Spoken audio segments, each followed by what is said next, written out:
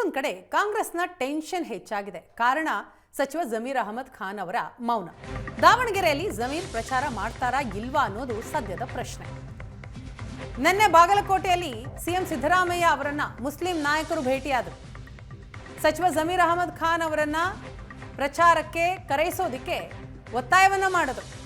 April 5ರಂದು Zameer ದಾವಣಗೆರೆಗೆ ಬರ್ತಾರೆ ಅಂತ ಸಿಎಂ ಈ ಸಂದರ್ಭದಲ್ಲಿ ಮುಸ್ಲಿಂ ನಾಯಕರಿಗೆ ಭರವಸೆಯನ್ನ ನೀಡಿದರು.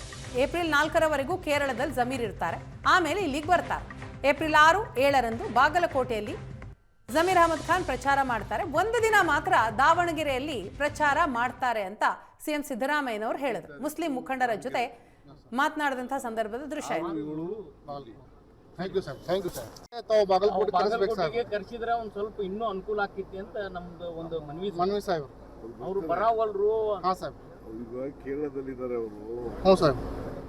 4ನೇ ತಾರೀಕು ಅವ್ರಿಗೆ ಕೇರಳದಲ್ಲಿ ಇರ್ತಾರೆ.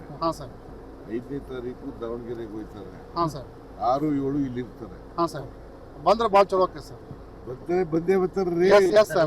ತಾವು ಹೇಳಿದ್ರೆ ಸಾಕು, ಅದೇ ಆಶ್ವಾಸನೆ ಬೇಕಾಗಿರೋದು. 6, 7 2 ದಿನ ಇಲ್ಲಿರ್ತಾರೆ. ಒಂದು ದಿನ ಮಾತ್ರ ದಾವಣಗೆರೆಯಲ್ಲಿ ಇರ್ತಾರೆ.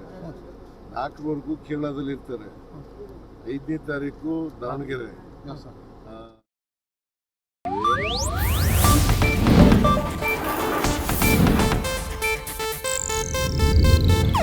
ಇದು ಏಷ್ಯಾನೆಟ್ ನ್ಯೂಸ್ ನೆಟ್ವರ್ಕ್ ಪ್ರಸ್ತುತಿ.